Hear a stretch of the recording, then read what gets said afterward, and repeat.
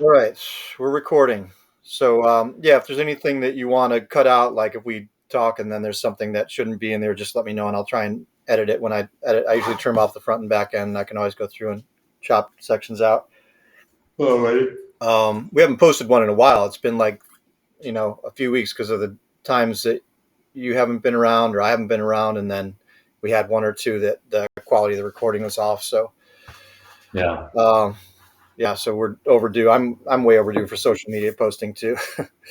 Myself, I was being really consistent, and I need to get back on it. Uh, but okay, well, let's roll.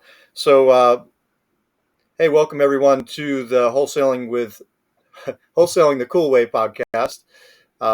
This is me, Mark Cool, and my son Jasper Cool, and we check in every week about our businesses. Both of us do wholesaling, and we also employ some other real estate investing strategies. But the bulk of our businesses right now is wholesaling. I've been specializing in land, and Jasper has been specializing in houses. We work the North Carolina market primarily, and yeah, Jasper, you've been doing it for 3+ years, right? 3 to 4. 5 years now. Wow. Yeah. So that means I've been doing it for 3.5, maybe. I don't know. I started after you. I did a full year, 21, 22. This is my third full year. And in 2020, I started like dabbling, messing around. I think I might have closed one deal in 2020.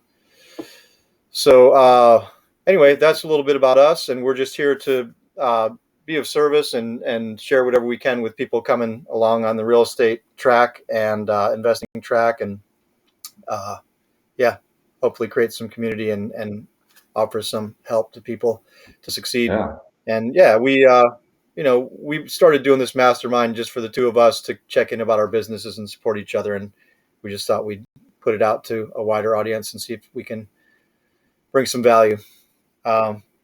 So yeah, let's do, usually we'll just do a brief check-in off the top, just catch up with what's going on. Jasper, I know you had a staycation and some other things going on since I've talked to you last time. What's going on with you?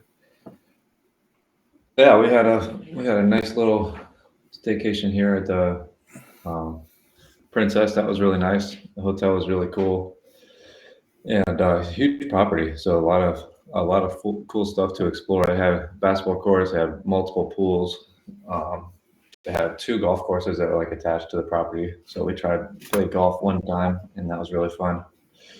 And they have their staff is awesome. They just have these people like going around 24/7 with golf carts because it's quite a big property. So they'll just like let you hop on and you can catch a ride to the next place, and it's kind of fun to do that.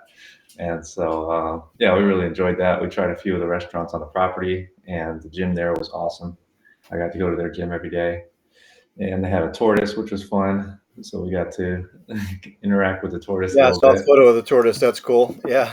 Yeah, and yeah, so we ate some of their restaurants there, and then we went out a couple times to some of the restaurants that we like, and yeah, that was really fun to do that. And then came home this past week and picked up the dogs from daycare, which is always fun, and they were super pumped, and they've been super pumped all week. But we got some fun pictures of them at daycare too, just playing with each other, and they have the really cool like outdoor space where they have like a tunnel that the dogs can run through, but you can also go up on top. And Kobe was standing on top of that a few times. That was fun to see. It was just fun to see those guys when they're not with us, like how they act, because exactly the same. Just super playful all the time. And then they get these little report cards from the whatever I should call them, not vets, but they're like just people that help take care of them. I don't know, the boarding people, but they give them their little report cards, and it's super cute to see their little report card. They like Great. rank them on all these different things. It's super sweet. But yeah, so yeah, the vacation was great, and then coming home this past week was good. It's been really cool in the mornings here. I think about the same as you, like 60s or 70s in the morning. So that's been nice. Took the dogs on a few walks and worked out at home yesterday, which was nice because it was like cool and it's like no bugs or like anything going on out there. So that was really nice. And play with the dogs while I'm working out, of course. But yeah, other than that, it's just been good to be home. I've been watching some preseason NBA, which has been fun, and yeah, that's about it. Nice. Yeah. Yeah, as far as for me, playing a lot of pickleball and went to Chicago on Wednesday. So it's been weird to have the house to myself, but I'm not totally to myself. I got the cat here to take care of. But yeah, so I played a bunch of pickleball, worked a bunch. I don't know what else. I've done a couple projects around here. I've got a well that we put a new filter in. So it's fun when I'm doing all the real estate stuff and being on the computer a lot to do something that's physical and outdoors and using tools and stuff like that as a change of pace. Yeah. Uh, yeah. But yeah, I sometimes I can't remember the last week that well unless I write stuff down. It goes so fast. But Yeah. oh yeah, we had our league pickleball match on Wednesday, which is fun. We played at the Chapel Hill Tennis Club. We won 6-3. My team, my partner and I won 2 out of our 3 games, so that was good. Good group of players, and yeah, I, it sounds boring to me when I always talk about pickleball. Yesterday at 6:30 a.m. with a group at the gym, and then I played this morning at 8:30 to 10:30 a.m. So I'm addicted to that, and it's fun. And Yeah. since Anne's not here, I've been watching more on TV too, watching the tournaments and stuff. But yeah, not a lot. Just a normal week. Yeah. But yeah, let's do. The cat's trying to open the door. This is hilarious. I don't know if you can see the cat. She's actually trying to grab the doorknob and open it with her 2 paws. Wow. Really funny. She really That's believes she hilarious. can do it, and she never gives up. Like she'll try it almost every day from the inside and from the Yeah. outside. She gets up there and goes like this with the doorknob. Jeez. So funny. And she gets so mad. Look at her. She's just mad. She's like, I know I can get this. I know I can get it. Wow, she's big. If I just had a thumb, if I only had a thumb. Yeah. Yeah, no, she's like 15, 20 pounds. She's a large bone girl. Yeah. Wow. But yeah, she's like 2 or 3 times the size of your grandma's cats out here. Yeah. Large creature. But She's yeah, cute. let's do. Usually, we'll check in about any inspiration, like books or podcasts or anything else that's inspired us for the week. Just in case. Usually, I end up listening to the podcasts that inspire you and getting the books that you tell me about. So maybe other people appreciate. Yeah. So anything in that realm, in the inspiration and education realm. Yeah. By it wasn't by Warren Buffett, it's about Warren Buffett, but now I'm blanking on the title. So I'll have to send it to you offline. But either way, it's kind of similar to that book called Naval that was written about Naval Ravikant. And it's basically like the same thing, but for Warren Buffett. So basically, this author just took a bunch of quotes and stuff from Warren and just compiled it into a book. And so I've been enjoying that so far. I'm about 6 chapters in, and it just talks about his business strategy, investing strategy, and stuff. And I've been enjoying that. So that's cool. I also ordered another book on Warren Buffett, and it's just like his letters to his shareholders over the whole time that he's owned that company, Berkshire. So I'm excited to check that one out. But I got these books. I listened to Ty Lopez. He was on Graham Stephan's podcast, and he mentioned he has this. If you just go tylopez.com/books, he recommends all the books that he likes. And so I literally went on that website, and it's a lot of books that I've never heard of or never even read before. So that was exciting for me because I've read a lot of the traditional books everyone recommends, but he has a lot of different books, different topics too, like books on human genes and psychological behavior and stuff like that, and a lot of investing books and personal development books too. But a lot of new things for me, so that was exciting. Cool. But I really enjoyed that podcast too. They talked about a bunch of cool stuff. He shared kind of some fun stories about his life that I hadn't heard before. Like one time, this guy robbed him, stole one of his cars. Dude, he told the police that he was like a business partner of Ty's, and he was like he gave him permission to take the car or whatever. And so the police had called him up, and they were like, "Is that true?" And he's like, "No, absolutely not." And they were like, "Oh, well, he just changed his story. He said that you posted on your social media and said whoever can steal a car from my house will win a free like trip to come see me or something." He's like, "No." And so this thief was just trying to like talk his way out of it, but That's it didn't awesome. work, but he was just sharing some funny stories, like some of the stuff that he goes through when he was kind of more like popular, because he was kind of like the Grant Cardone before Grant Cardone. Like everybody was buying Tai Lopez courses and talking about Tai Lopez, and he was like very popular. And then he said that he kind of went off the map on purpose. He did a bunch of cool stuff. Like I think you listened to one of his other podcasts that I talked about, but like he went and lived with the Amish, and he's traveled all over the world, overseas and everywhere. And he's just got a lot of cool life experiences. So I enjoyed that podcast with him. Yeah, I want to check And that then he out. also has this cool thing on his website that's like a little quiz that tells you like what career path you should choose, which is funny. It's just a super short quiz, but I took it and it said I should be a marketer. I thought that was funny. That's kind of similar to what we do. Oh, marketer is what you were tagged as? Yeah, I thought that was kind of funny because that is very similar to what we do as wholesalers. We're just pretty much sales and marketing. But yeah, so I enjoyed that podcast a lot, and I saw this thing on Twitter this week that I wanted to share with you that was really inspiring to me. I follow this one guy. He just shares the best ads and stuff that he sees from companies, his favorite ads. But he shared a really cool like statistic thing this week, which was the 25 biggest advertisers in the world in terms of how much money they spend per year. And number one was Amazon. They spent $21 billion last year. Wow. Holy cow. But then he ranked in the same post. So he ranked the people who spend the most, but then in the same post he ranked the ROI, the top 25 companies with the highest ROI, and they weren't the same. The biggest spenders weren't always the highest ROI, and so it was really inspiring for me to see because I know a lot of times in wholesaling space, people throw out numbers, and a lot of times it's anywhere from like 4 to 6x is like considered a good ROI for wholesaling. That's what I've heard in the space. And Walmart was 147x on their money. Oh my God. They're spending billions, so you can do the math. But that was just inspiring for me, not in terms of like their revenue, because they've obviously been around 100 years, but just in terms of the return on ad spend that they're getting, 147x. That's And insane. like here I am excited about 10, right? But Yeah. because we're comparing, or at least I've been comparing myself to like the industry standard, which is what I've heard, like I said, 4 to 6x. And so Yeah. I'm like, oh, I'm doing great. But then when I look at this, I'm like, wow, there's a whole nother level. And then a lot of times also I hear that people in the wholesaling space, they're like, well, once you start growing your business, it's harder to keep the ROI. Once you start really scaling, like the ROI goes down. And I'm like, well, clearly not, because because they're doing billions of dollars. So I thought that was awesome. Yeah. And the second place was nowhere near them. Second place was 61x, and that was Toyota. Toyota was in second place. So I thought that was really cool. And 1x is insane.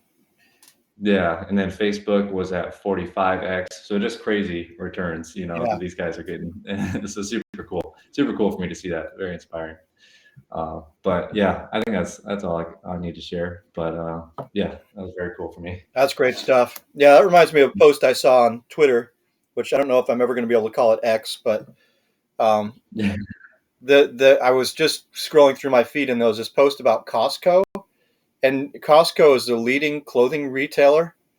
Like they're above Lululemon and they're above like Ralph Lauren and everybody else, and they do everything at a wholesale price. They get stuff made wholesale, they sell it wholesale plus 10 or whatever, and they had a map like 8 billion, I think, is what they did in clothing retail, and then the next one was like 6 and 5.4 whatever. But Wow. just interesting to see that they did that, and they I don't know. It was just, I don't need to say anything else about it. It was just a surprising fact that like Costco is a leading clothing retailer Yeah.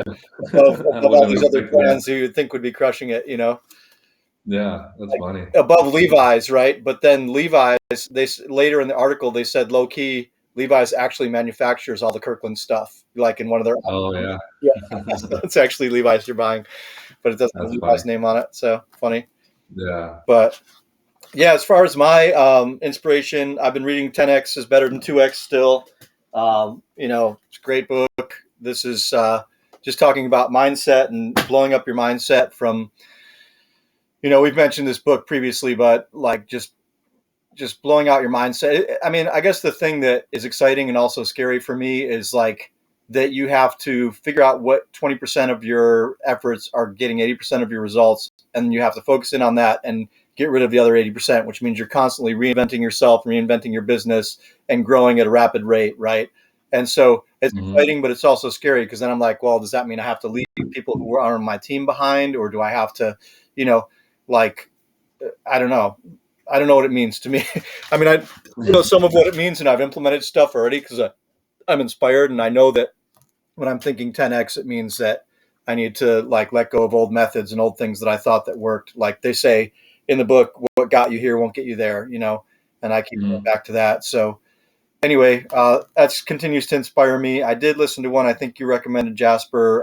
Noah Kagan went to Newport Beach and just knocked on doors and asked people if they would, how they got rich. Did you tell me to watch? Yeah, yeah, that was a fun one. That was great. Yeah, so it was really cool because he's door knocking too. He's like knocking on people's doors, like, "Hey, you got a really cool house. Did you tell me how you Yeah, got rich?" And people are like, "Leave me alone, go away."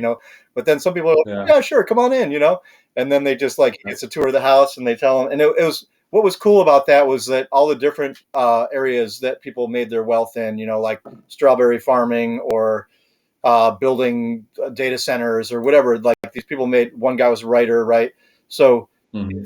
and so what the common thing that I heard in there from people was like a spiritual component or a bigger than yourself component. Like a couple of people were Christian and religious, and they felt like their faith in God was the reason that they succeeded, or a big reason. Mm-hmm. But then somebody else was just more spiritual, but saying that like you got to have a purpose that's bigger than you. You got to put things in perspective. So I thought that was cool, Yeah, and it was cool seeing the houses and stuff. And I love that he just went out and did that. That was fun. So that yeah. inspired me and gave me insight. Uh, what else? Oh, I listened to so I joined this mastermind with William Tingle, who's like a sub two guy that I've done mentorship with before, and then I jumped on his pod to just, I was cooking dinner or whatever and wanted to listen to something. Here's the cat jumping up in the window next to me now. He's restless. Uh, and so I was scrolling through the podcasts that he had, and I found one on self storage.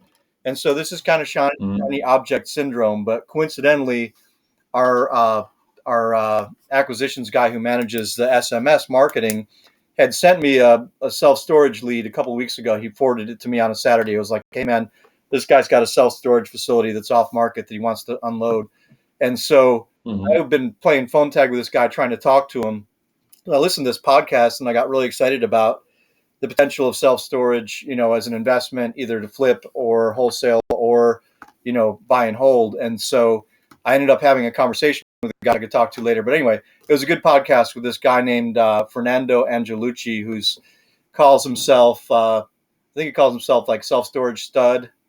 And but Mm-hmm. he's very inspiring because he's built this syndication where his goal is like to exit at, I can't remember if it's 1 billion or 2 billion, but he's just been building up equity and buying these things and either flipping them or holding them. He just basically buys the self storage from a mom and pop. It's kind of not maxed out, in terms of its potential. And then he either Mm-hmm. units or raises rents or, gets rid of deadbeat people, whatever it is. And then, increases the overall revenue, increases the cap rate, right? And then he either resells it or refinances it, takes that cash, repeat. So Mm-hmm. just kind of a cool investment strategy. I know, you know, it's always something people say, don't get attracted to shiny objects syndrome, but it was kind of a coincidence that I've been looking at 10x. I got this lead handed to me, then this podcast, and the whole thing. So I've reached out to this guy's team, Fernando Angelucci's team, about possibly JVing on this lead that I have, and I talked to the seller uh, on Friday, I think, and we had I talked to him a long time, got a lot of information on it, and so anyway, excited about that. That was Yeah, inspiring, just to see. And I think it's part of my 10x journey is to think bigger and to think about other avenues, because I think there's a part of me that's a little bit bored with just straight land investing and flipping vacant lots. I've yeah, doing it for 3 years. I've built a system, got a team in place. That thing almost runs itself at this point. So I think for mm-hmm. me, I need to be like doing bigger things like commercial or self storage or whatever Yeah, developments, just stuff that's gonna light my fire more and also have bigger income potential. So anyway, that was definitely. inspiring to me, and I think I can leave it there. Yeah. Awesome. Yeah. And let's jump into business and do a little bit about that. So normally when we do our business check-in, we'll just do like victories, challenges, check in about any milestones and KPIs like sales, sold properties, closed properties, properties gotten under contract, that kind of thing. And we might have a story or two around how those things came to be this week. Yeah, You want to kick us off? let's do it. So for this week, we got, let's see, we sold 3 properties this week, got 1 new contract this week, and closed 2 deals. So pretty good overall. Nice. Um, yeah, so I'll jump into the closed deals real quick because we discussed doing a bit more of a breakdown style rather than just, listing off KPIs and moving along. So I'll jump into both of these closings real quick, just in case it might be valuable for those of you listening. So the first one was in Durham. This one was an SMS lead, and I'll just break it down, I guess, start to finish. So it was an SMS lead. It came from a campaign that we launched way back in April. So just a testament to following up with your leads, and that's one of the things that's beneficial within Launch Control is that they help you create follow-up campaigns so you can continue either doing new text blasts or you can add them to drips within the system, and then you could keep making those multiple touch points with these sellers. So, like I said, we launched the campaign way back in April. We got this contract in July, I want to say. Let me check to be sure. Yeah, we got this contract Yeah, in that's July. great follow up. And yeah, so not all of the deals that you'll contract will take this long, July to October. I think that's 4 months, August or 3 months. But either way, so we contracted way back in July. The sellers are, a bit slower of movers and they're living in the property. So we were working with them on the closing time frame and things like that. And then just took longer for every with these people. They were kind of, sometimes when you're working with sellers, you kind of see why they're might be in the position they're in because some people might procrastinate things more than others. And so, Like paying your mortgage.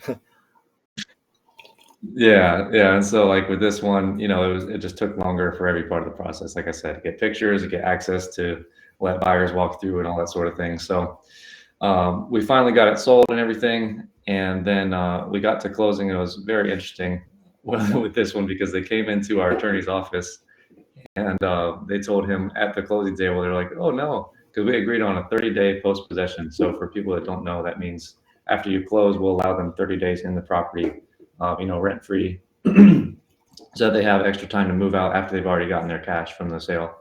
And so that's what we had agreed on, it was in writing and everything. And they got to our attorney's office and they were like, wait, we were expecting 60 days. And I was like, well, that's literally double that what we agreed on and signed and all this stuff. And so that was a fun little curveball. But long story short, we closed it this week. It was supposed to close almost 2 weeks ago, but I had to talk them down and let them know that moving out in 30 days is actually fairly reasonable, especially since they've already had 90 plus days to plan this move, Yeah. since we contracted. And so, long story short, Plus I 2 did weeks have of to delay give a on the little bit. closing, right? I mean, if they do the Yeah, closing 2 weeks, then they have 30 days plus 2 weeks that they've delayed. yeah. But either way, long story short, we did have to bend a little bit, and we agreed on 45 days because I had to make both parties happy. The buyer obviously wants less time, but they want more time, and so Yeah. we agreed on the middle, which was 45 days, and we got that one closed out this week. And so that's just kind of a brief overview of that deal. Yeah. So you got the lead in April, and now we're in mid October, and you closed it. So May, Yeah, June, July, August, September, October. So 6 months. Yeah, yeah. from lead to close. Exactly. Yeah. So I just wanted to share that with people because you will get leads sometimes. You get a lead come in your system, they might be ready to go that week, but a lot of times, more times than not, it's going to take at least a month or two of follow up before you can get a deal from leads that come into your system. So Yeah, um, we've said this before, but it's common sentiment in the industry that most deals don't come until like what somewhere between the fourth and the eighth follow up attempt or something like that. yeah, definitely. Don't give up. I mean, persistence is really important. Yeah. Yeah, so that was that first closing of this week, and I'll do a brief breakdown on the second one too. So this one was even longer than the first one. So this one was in Fayetteville.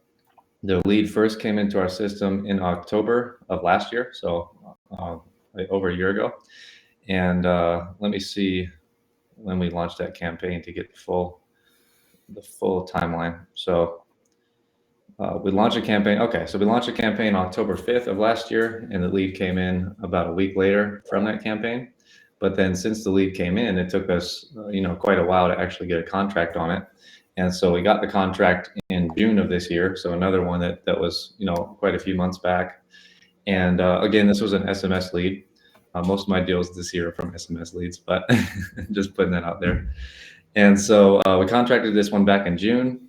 And this was one that we were actually scheduled to close on pretty quickly because the property was already vacant, and it wasn't like the other one I mentioned where we had to deal with, the owner's timeline and moving out and all that sort of thing. So this was already vacant, Makes things a lot easier. but we ran into a curveball, which I think podcast this specific deal, but we ran into a curveball where the seller decided to sign with someone else after we had already signed our contract. And so, long story short, I won't go into end up filing litigation for what's called specific performance, which means if one party in a contract doesn't perform, you can decide to litigate and basically force a sale essentially in on that other party. So that's what we did, and that took quite a while. Like I said, we contracted in June, and we finally got a verbal resolution about 2 weeks ago, and we were able to close it out. So we were finally able to close that one out this week. That's a huge milestone because this one's been going on for months with this guy trying to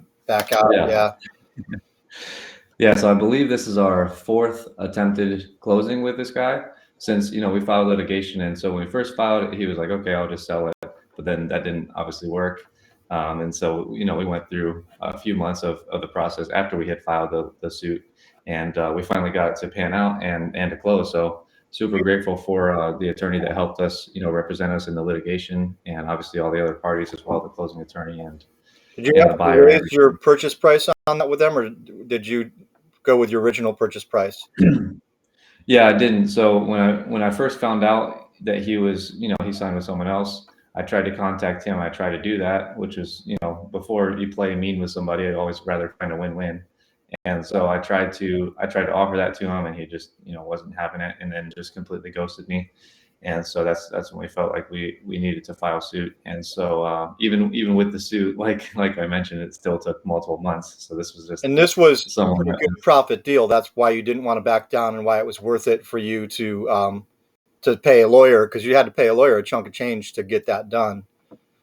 Yeah, and so that's still up in the air as to how much I'll get back, but I did have to put down a retainer of $7,500 for this specific attorney.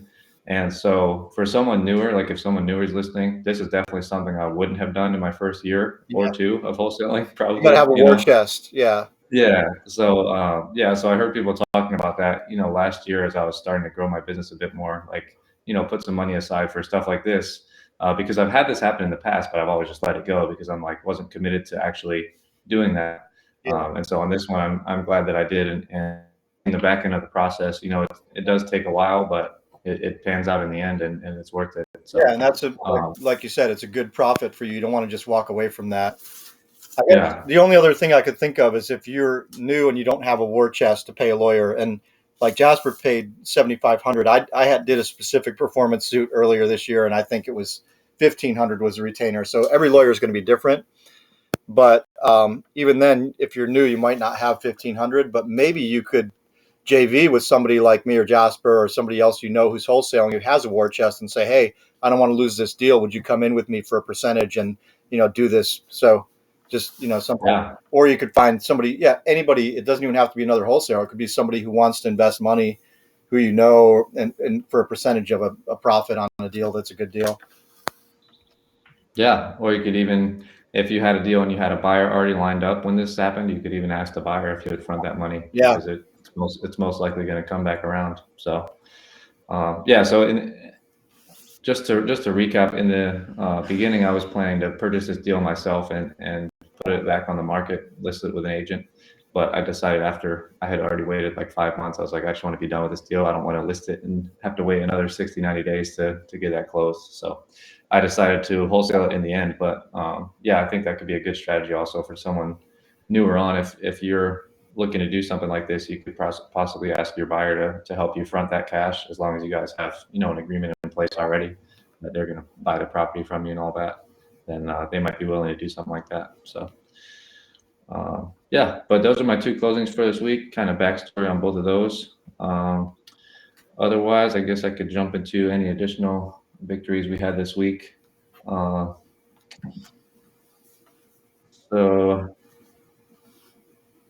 oh, or maybe I could jump into challenges. I don't know. Yeah, go ahead. But yeah, so there are some fun stories this week. So first of all, victory was that I did a deal. I think I told you previously, but I did a deal with New Western in Charlotte. Yeah. And I was telling you, I think I was emailing you, but I don't remember. Either way, their office in Charlotte seems to be much more on top of things, and I think they deal in more volume and stuff, so their processes are kind of more dialed in. But to add to that, their attorney that they required that we use for this closing is phenomenal, and so it's been really nice to work with them. And long story short, this deal we needed the intestate heirs affidavit that you and I are both very familiar with. Yeah. And for anyone listening, that just typically means if someone owns the property or if someone inherited the property and there wasn't a will, then typically there needs to be an intestate heirs affidavit signed by some disinterested witnesses so that you can close out the deal. And so, long story short, the attorney was handling all that in the back end, which is really nice. Like I was following up with her and she already handled it. And so she sent me the seller docs. We were supposed to close this past Friday, and she sent me the seller docs. I got them done. And then I followed up with her the following day, and she was like, "Oh, well, actually, we just found out that there's 5 additional heirs that need to sign off and fill out all the paperwork and all this stuff." And I was like, "Oh man." And so, but to her credit, she was like, "I've already made contact with all 5 of them, and they're already scheduled to come in and sign tomorrow." And I was like, "Wow, that's fantastic." I was like, "Thank you so much." Above and beyond, or more than Yeah, because I was we're just, used to an attorney. Yeah. I'm used to like when you run into a roadblock like that, it's like kind of thrown back on your plate, Yeah. Same in my here. past Yeah. experience. It's like, hey, we found 5 additional errors, good luck. And it's like, oh, Yeah. cool. Yeah. That's been my But in this experience case, too. Yeah. yeah, in this case, not only did she find these errors, dealing with the seller and stuff, that she already scheduled them all to close. And so I was like, wow, like that's amazing. But we hit one last curveball at the 25th hour on Friday, where she called me and she was like, "Hey, I'm sorry, but actually one of the dudes is in jail." And so we have to figure that out. And he doesn't have a way to, or the person that's in jail needs to sign, but the people that are outside of jail don't have a way to call in because he's in jail. So they can only talk to him when he gets his like scheduled phone call, to call him in. And so it even made it even worse. But then she called me back later that day and she was like, "Hey, I think I found a workaround." Like she got in contact with the jail and they're gonna like sort out something next week. And so like it's a victory and a challenge, right? The victory is like she is amazing. Her name is Julia, and I don't know if I Is she can taking shout your files? Can we use her? it out. Yeah, I mean, I know New Western probably keeps them busy, but that's what's more impressive to me because I know that New Western does lots of deals every month, and her handling their transactions, she's still on top of it, and she's still communicating with me and handling this file. And Yeah, so I was that's just amazing. very impressed. So I guess that's a victory more than a challenge. The challenge is obviously we didn't close it this week, but with her on top of it, I think that we can close it out sometime soon. And so, and it makes for a fun story too, with someone being in jail and all these errors and stuff. Yeah. It's kind of interesting. But I'm also grateful that I'm not being involved in all that on this one. So that's really nice. But yeah, so there was that one. And then we had another one that was scheduled to close this week, but we forgot, or the buyer forgot, that he wanted to have the data plate off the manufactured home. So that was my fault for not addressing that sooner. But he also told me multiple times that he was good to go and ready to close. And then threw that kind of wrench in the mix at the last second. So that was kind of fun, but we'll have to figure that out next Mobile week. home data plate, always fun. Yeah, always a fun. Yeah, yeah. So I need to make sure that I do that myself next time in the beginning of the process. Just whoever's taking photos of the property when it's a manufactured home, make sure you get a picture of that. So I missed that on the front end. Yeah. And so now I have If you're not familiar with this, it's like every mobile home. Mobile homes are personal property, not real property, unless they're attached to the real estate. So then they have a tag similar to like a VIN number on a. Well, they do have a VIN number, right? Basically, it's pretty much. it's attached to the thing. Oftentimes it's on the outside, but sometimes it's on the inside. But you need to get that so you can transfer the mobile home because it's personal property. It's not automatically attached to the land. So that's a pro tip for anybody dealing with mobile homes and flipping. Yeah, definitely. So yeah, those are a couple challenges this week. In terms of other victories, though, I had a transition with my last cold caller because I let go of 3 of my cold callers, but one of them I didn't want to because he's been working with me quite a while. So I transitioned him to kind of a second follow-up specialist, and I signed up for the smartphone dialer. And for those of you listening, smartphone is a phone system that you can connect to Podio and I think other CRMs as well. But they offer a dialer, and so you can go in there and pretty much just hop on a dialer and dial through all of your leads that are in your system. So you can obviously get to them much quicker than just click to call each one. So I tasked him with doing that this week, and we're still kind of in the learning stages, but it's been a huge help already. Like he's reviving, basically the same amount of leads as my other follow-up specialist. So now I have 2 people working the leads, except she's doing kind of more manual and he's doing the dialer because he's already familiar with, doing the dialer as a cold caller. So that's a victory for me, and I'm happy to be able to transition him over to that. And hopefully it'll lead to more pay for him too, because obviously I give him a bonus every time we close a deal. And with cold calling, that was not really happening often. And so this way, I think he'll get more deals closed and more opportunities to get bonuses and stuff. So I'm excited. I think that's going to be a win-win for us. Cool. But yeah, I think I had a couple other things I wanted to share with you, but I'm drawing a blank, so I don't want to take too much time. So we can switch over to you now if you want. That's right. You can always pop back in if you remember something. Yeah. Okay. Well, as far as my week, I'll just run through the KPIs and then see if I can flesh out some of the stuff that happened in our business this week. We closed 4 deals this week, which was fun for the team. Everybody's excited because we just kept getting like, oh, this deal closed. And then we're on Slack. We have like a Slack feed for everybody. So then everybody goes in there with emojis and all that stuff, like a bell and the different celebration emojis and stuff. So that's fun with that kind of activity. Oh, it's kind of like that guy you told me about, Jasper, with the call center in South America. How I listened to that one too, and how he's got the people in the background and they ring a bell or they blow a horn or whatever every time they get whatever or contract. Yeah. So it's just a fun week because all of my team gets bonuses every time we close a deal. So people get excited when we're having a good week that way, and closing 4 deals is pretty good in a week. Some just get stacked up, and like we thought they were going to close last week or the week before, and they didn't. But all of a sudden, this week, we closed 4, which would be great to do every week, but it hasn't happened. But anyway, we closed 4 of them. One of them was an owner finance deal. The other one were assignment of contract, aka wholesale deals. We did get 1 new contract last week in Edgecombe County, North Carolina, so that was good. And then let's see. We got 4 contracts the previous week. Our podcast from last week might be scuttled because of audio issues that we had on it, but I don't know if we didn't check in last week anyway because you were on. Yeah. So anyway, 4 contracts last week, 1 this week. So that's 5 over 2 weeks, which is pretty good. I'm still shooting for higher than that, but we've had issues getting our SMS back online and figuring out our our whole marketing stuff. But 1 contract this week, and then we sold 2, and both of those sold very quickly, which I'm really pleased about with my team. We've been working on cutting down our contract to sold time and our contract to close time, just like in our sold to close. That's been one of our big goals this year, is shrinking those time frames. And like you illustrated, Jasper, it's not always under your control, but whenever we can.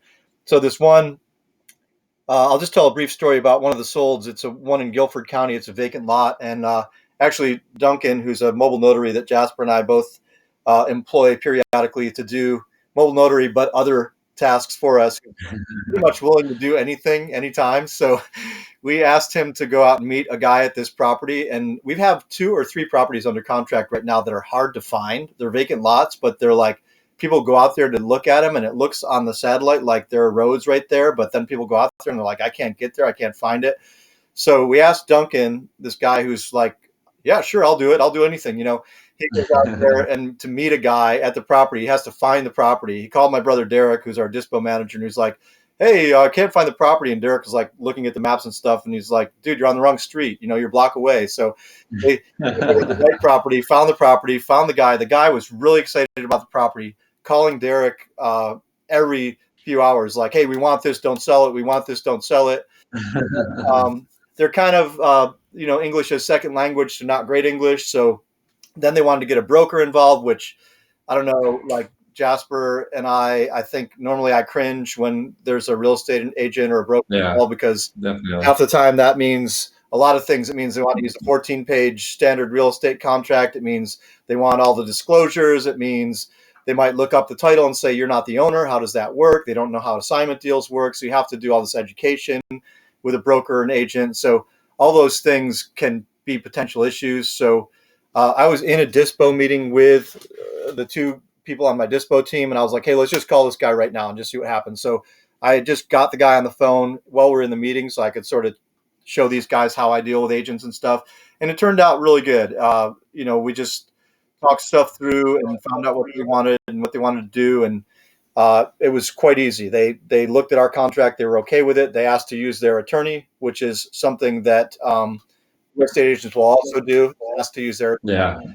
And so I just did the simple, like, hey, if you don't mind using our attorney, we'd really appreciate it, because they're familiar with these deals and they're very efficient and they'll get it done. And they said, okay, and I said, also, the attorney we will use has a Spanish speaker on their staff, so it might make it easier for the buyers. So they were fine with it. We got the thing signed, and it's and I think we had it under contract for about 2 weeks. And the other cool thing about that is that I locked this one down. Our acquisitions specialist was having trouble with the seller because they didn't like our contract. They didn't like that we could cancel at any time for any reason, which is a clause in our contract. They didn't like that. Well, it sounds like you're just trying to sell it, and then you'll close with me. So I got on the phone with them, and again, I did it in an acquisitions meeting so they could hear me talking to the guy. And I just said, hey, how about if we do a 3-week due diligence on this? And, then you'll know that right away whether we're going to go forward or not, within a few weeks. And so he was good with that, and we got it signed. And then I told my team, the dispo team, hey, we want to know if we have a buyer or if we have serious interest within 3 weeks, or we're going to need to make a decision on this. And they got it sold in 2 weeks. So even with the difficulty of not being able to find the property, like, Derek got on the phone with Duncan, said, hey, can you go over here and show this guy where this thing is? And he went out and did it. So, just a really fun team effort on all of it to get that sold. And I think it's a pretty good profit too. I think it's a nice deal for us. We've been working on increasing our per deal average and bumping our asking prices up and saying no to sellers who want a price that we can't work in the profit that we're shooting for. So that's awesome. It's kind of the 10x mindset of like, we're not going to do any less than, a bottom line number for properties. Mm-hmm. Have a sort of a tiered structure for different types of properties. Like obviously a building lot in Edgecombe County, which is worth less in North Carolina, our minimum will be lower than it would be for like Guilford County, where we can get a higher profit. So, or Durham County or Raleigh, right? Like our minimum profit. Or if it's acreage, and the price point is much higher than our normal vacant lot, then obviously we want to build in more profit to our deal. So that's and then this other one, honestly, this is what's really cool about my business is it's becoming more and more self-managing. I don't really know anything about this deal that we got under contract and sold. I think in Cumberland County, I could look it up on my Podio, but it's I think we got it under contract like last week, and then it sold this week really fast. So that's awesome. We've got more and more VIP buyers that I was going to look at my Slack and see if I can see when that went under contract. We have threads in our Slack that tell us contracts and sold and closed and stuff. So we contracted this one in Cumberland County on October 6th, and it sold this week. So that's like a week that we sold that in. That's great. October 13th. So we sold it in 7 days. Awesome. To a buyer who's basically stalking our website and trying to buy stuff on the website. So that's great. Fun. It's good to have. even though they try Yeah. and negotiate the lowest price they can get, it's still good. You know, we're selling. Hmm. So, and I think we made a decent profit on that too. So then we closed 3 other ones. One's an owner finance, so I could touch on that briefly. You know, we do owner finance some of our land deals. So the way we do it is if we're getting the land for a cheap contract price, and in some of these counties we're getting a parcel of land for $2, $3, $4, $5,000 for the parcel, and if we can sell it for a 10K on top of what we've got it for, roughly, Hmm. then we'll do an owner finance, and oftentimes we can get the buyer to come in and pay off the property with their down payment and then make monthly payments, and then we make 10% interest, which we should probably be charging Yeah. more in today's market. But so yeah, so like if we have a deal and say we got it for just $2,500, then we'll put it up for sale for 12.5 or for 15,000 and negotiate. Well, we don't negotiate owner finance. We ask for full asking price on owner finance, but we'll put it up for like 15 and negotiate down for cash. But if somebody wants to owner finance it, then we keep the price at asking price, and we ask them to bring in 25 or 3,000 down, which pays off the property. Then we do a double close on these, so where we'll actually buy the property at closing, and then on the same day at the same time sell it to the buyer for owner financing, and then we get a deed and a promissory note. That's filed. We're on the deed as a lien holder until they pay off the property. And we use a Nice. payment platform that's automated, where we have people enroll, and then it's a monthly debit from their bank account for the monthly payment, and then we charge a service fee, charge a processing fee too. So it ends Hmm. up being a nice profit, because you're getting compound interest, which is what the banks do on mortgages, which is why you pay like twice as much as the actual retail price of a house when you buy a house over 30 years. Yeah. So it ends up, if we're making a 10K profit on a property, but they're paying it off over 2 or 3 years, we're probably making 12K or 13K profit. Hmm. And it gives us some cash flow, which is a nice thing. So anyway, we closed that one. It was pretty smooth. I can't think of any wrinkles or anything interesting with that. And then what else? Yeah, I don't want to go too long on this, but we closed one. We closed one. This one was an interesting wrinkle. We got this lot under contract, and it's in a nice subdivision. But then we uh, we found out from the homeowners association that a well and septic were not allowed there in that location, and water and sewer were not yet there. So, so we're like, okay, so then it's just a lot for speculation, because what they know, water and sewer are coming for this vacant lot, but they're not there yet, and they don't have a timeline as to when. So then we're reaching out to the market, to builders in that area who are familiar with the area, know that water and sewer will be coming, know the values, and are willing to buy this lot and hold on to it until they can build there and get water and sewer. So it's a very small pool of buyers, and it's the only way we could think of to sell it, because our first strategy with vacant lots is always neighbor letters. We reach out to the neighbors all around there and be like, hey, do you want to have a bigger yard? Do you want to stop people from building next to you? Whatever.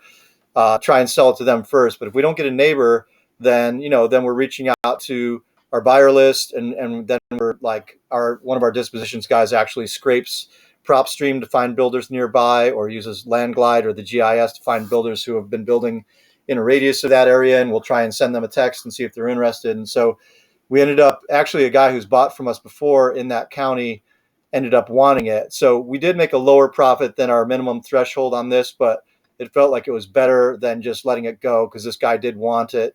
And so we closed on that with him, and that was good, because we had to get a little bit creative when it was just a weird situation that you don't run into a lot. Like, this Hmm. lot is going to be worth more, so I guess we could have bought and held it until water and sewer came in there, and then made more money on it later. But we didn't want to do that, so then we found a buyer, and he bought it for a discount over our normal retail or something like that. But we still made some money on it, so that was interesting. Yeah.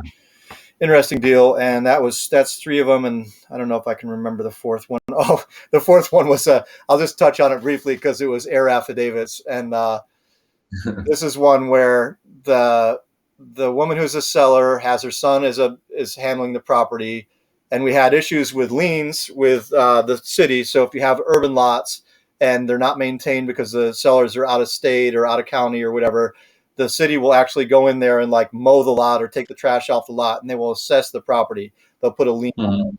You know, so you have to check that when you get something under contract and make sure there's no hidden liens. We have somebody on our team who actually calls the city and asks them if there are any liens after we get something under contract to make sure, because sometimes it's in the thousands and it can be a deal killer. But this guy had a fairly low lien amount, and we had to be in touch with him a couple of times, because then the deal took so long with these heirs and everything that the city sent him another citation because the grass got high again, and he had to send a guy out there again and get it mowed so that the citation didn't turn into another lien. And then the woman, his mom was elderly, and we needed the affidavits to tell us, you know, to certify that her husband was deceased and her son was deceased and nobody had any kids, all these things, you know, that could be heirs to the property. We had to get a mobile notary to go out and sign these people up. And it was a mess because the people were elderly too, and they didn't know what they were signing or who the person was, and they had to be reminded, and the notary had to go out twice, and it was just this whole comedy of errors. And the son tried to go out there first and do it, but he did it wrong. So then he got really mad, and I was on the phone with him, and he's like mad at me because he went out and tried to do it, and he's like, I did it the way you told me. And, you know, we're like, well, no, you really didn't. You know, it's not. But so anyway, just a relief to have that one finally closed, because it was took months, took way longer than it needed to take because of some errors and all this stuff. But anyway, I'll stop talking about that stuff. That's probably a business check-in for me right now. Let's see, closed, solds. Yeah, I don't have the data at my fingertips the way you do. I don't think I'm as quick as navigating Podio to tell you where those leads came from, or, you know, how long they took to get. I could find it, but I don't want to waste time doing it right now. But maybe I'll try and do that for the future.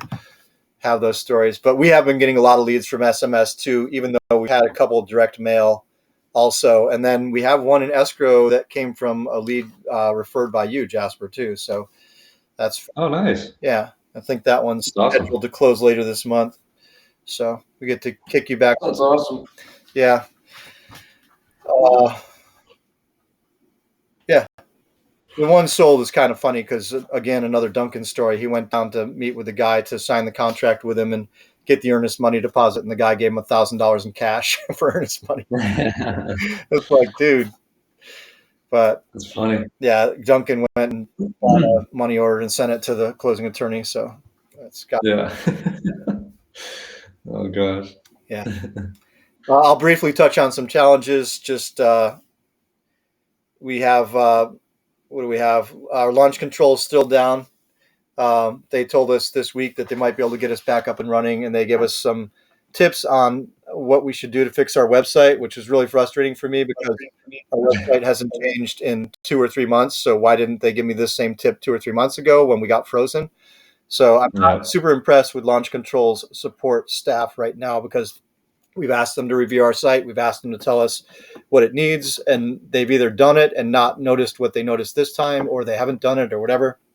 So the good news is that they're saying that we might actually get our Launch Control account back in the near future. So Smarter Contact is our other SMS platform that we signed up for because Launch Control has been down forever. And we decided this week to abort RVM, which I was encouraged about, and that's ringless voicemail. But it looks like the effort that we're taking to get leads in there is not worth the amount of leads that we're getting and the quality of the leads.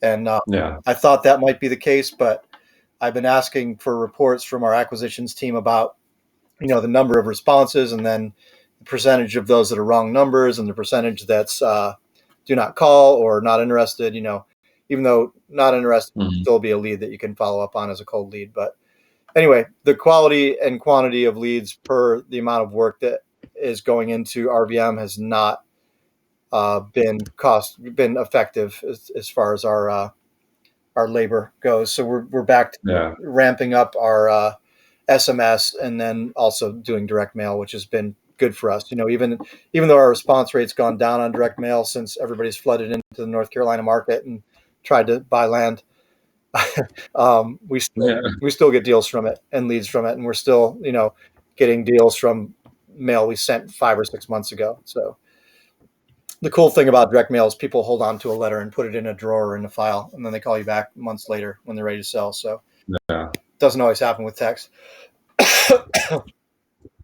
So yeah, I think that's it. And other than that, it's just my challenges with my growth. And I think that where I'm at right now is the ways that I have been working in my business have been really answering a lot of questions throughout the day from team members and being somebody who puts out fires or closes things when other people on the team don't quite have the experience or the skill to close with a buyer or a seller or handle a situation.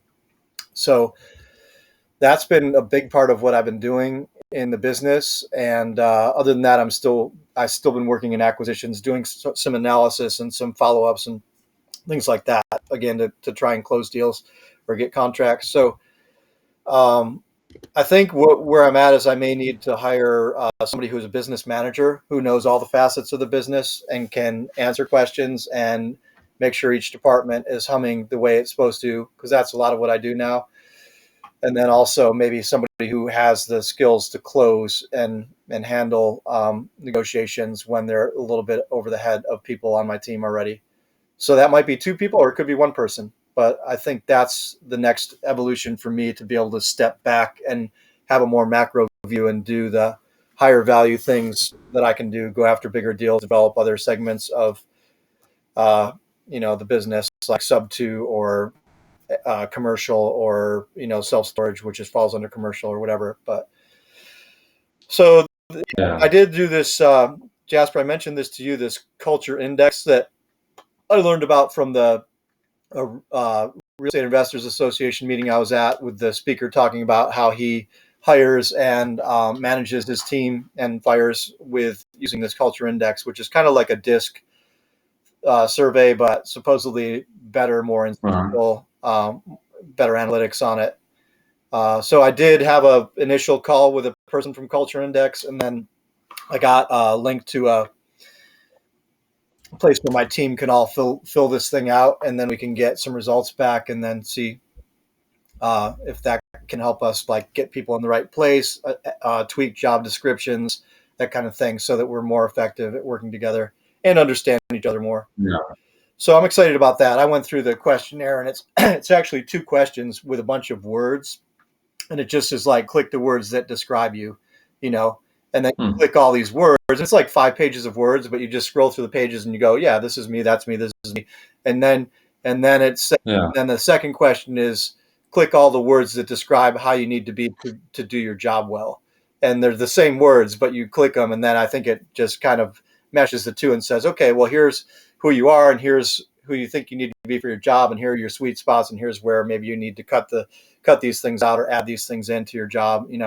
So I'll get that for everybody, and we can kind of get a review of how people could be more effective in their jobs, or tweak their job description, or be in different seats or whatever. So I'm excited about that.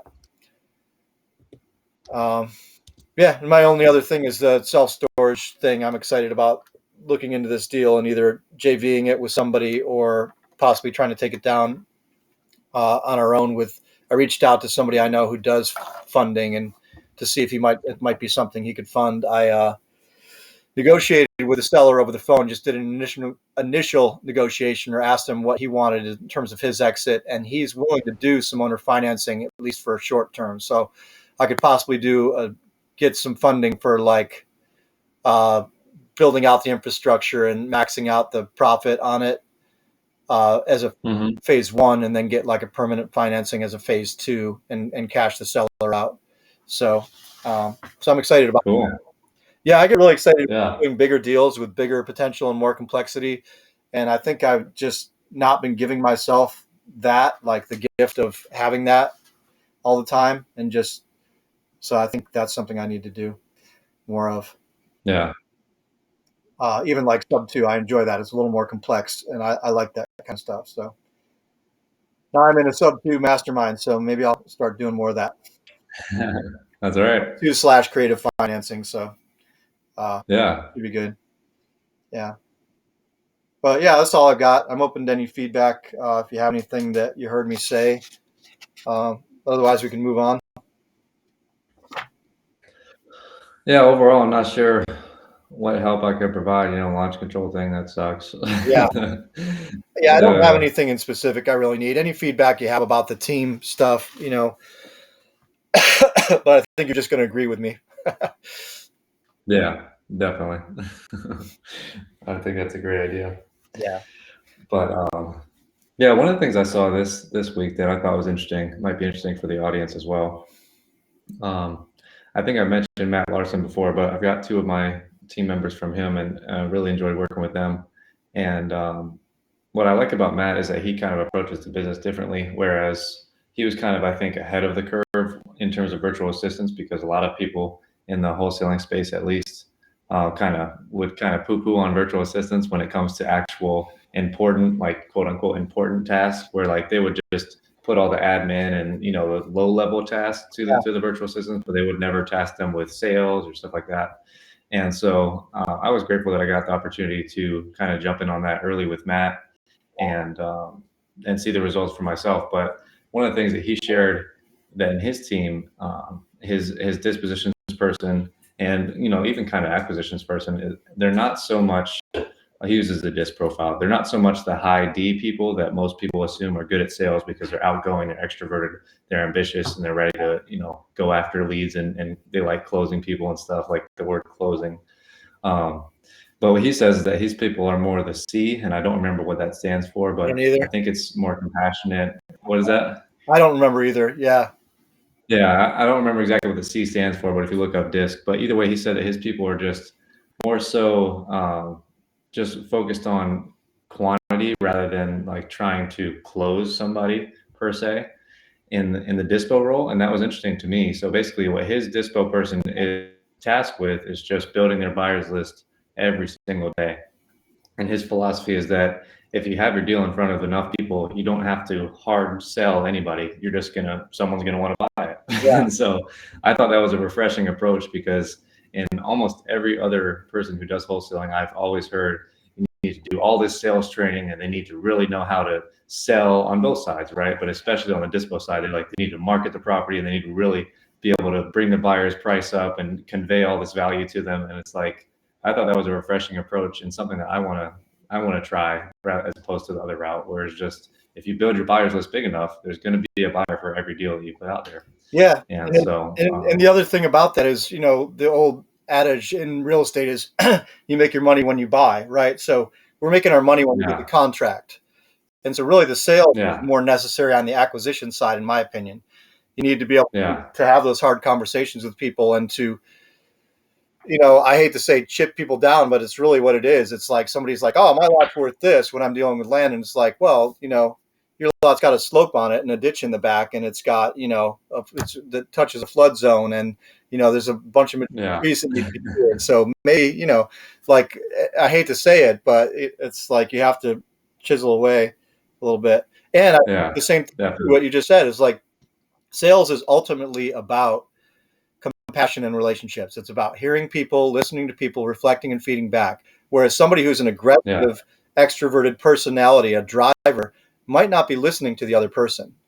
You know, they, yeah, and really, people want to work with you when they feel like they trust you, and they trust you when they feel like you hear them and you understand them. So yeah, I love that point. Yeah. I just looked it up. C is for conscientious, data, fact, conscientious. analysis Okay. based, precise and accurate, trust in the value of structure and order, sees the value of rules. Yeah. And Yeah, D is dominance, which you yeah, want to dominate sellers and buyers, because then they're going to feel crappy about working with you after the fact, that they're going to have buyer's remorse because you dominated them into a contract. exactly. Yeah, yeah. So yeah, but that's all I wanted to share. Yeah, that's a good point. We can close out. All right. Well, let's wrap it up then. Another week of wholesaling the cool way. Thanks everybody for listening. We Yeah, love any feedback. We want to know what you want to hear, what you want more of, less of. If there's any questions, post them. We'll answer them the next week. We're happy to help and share our experience. And yeah, we're happy to JV too. If you've got deals and you're still like trying to figure out how to do a deal, or you're not sure about a certain deal, or if something is a deal or whatever, we both do JVs with other wholesalers. So we're happy to help JV, give advice, JV, whatever, however we can help out. So feel free to reach out to us. Anything else, Jasper, before we wrap it? No, I think that's it. All right. Well said. All right. Well, I appreciate you doing this podcast with me, Jasper, and seeing you in person today in sunny Arizona. And I appreciate this nice fall weather we're having here in North Carolina. It's beautiful. It's been great to be outside doing stuff here on the property and outdoors playing pickleball. And yeah, just really pretty. And I don't know. I appreciate having family around and, your grandmother, my mom, and my brother, and appreciate my lovely partner, Ann. She's great, and really grateful to have her in my life, and that we've finally been able to, well, not finally, it's only been a year and a half since we met, but I'm glad cohabitating with her and building life together. So Yeah. I'm in with that. Awesome. Well, yeah, I appreciate you doing this with me again. And it's good to do the email check-ins the past few weeks too when we didn't have our Zoom. But Yeah. I appreciate you doing this with me today, and really appreciative to closing that deal this past week. It just feels like a weight off my chest, and not have to deal with that specific one anymore. And so I'm grateful for everyone that helped me with that one, the buyer and the seller, for finally, holding true to his word. I appreciate him for doing that, even though it took some kind of hard nudging. But I appreciate him for actually doing that and following through. Yeah. I appreciate him for doing that, and appreciate all the attorneys and everybody. So grateful for that. And it's a new learning experience for me, something I've never done before. And it kind of feels good when you stand up for yourself and it comes through and you win, quote unquote win. So it feels good. So yeah, I'm grateful for that experience and grateful that it's behind me now. And I agree with you too. The weather here has been great. It's been really nice to have cool mornings, and the dogs are really enjoying it, and I'm enjoying it. So I'm grateful for the fall coming in. Feels good. So yeah, I'm in with that. Yeah, and real estate is one we always say, like, this is one industry that has really big income potential. I think you said before, Jasper, like most or a large amount of millionaires got their money from real estate, and so many different ways to invest in real estate and so many different things to learn. It's endless, so I'm really grateful for the opportunity and the income potential that we have here in this industry. Definitely. All right. Well, let's wrap it up. Thanks for listening. Let's do it. You stayed till the end, and see you next week. Yeah. Over and out.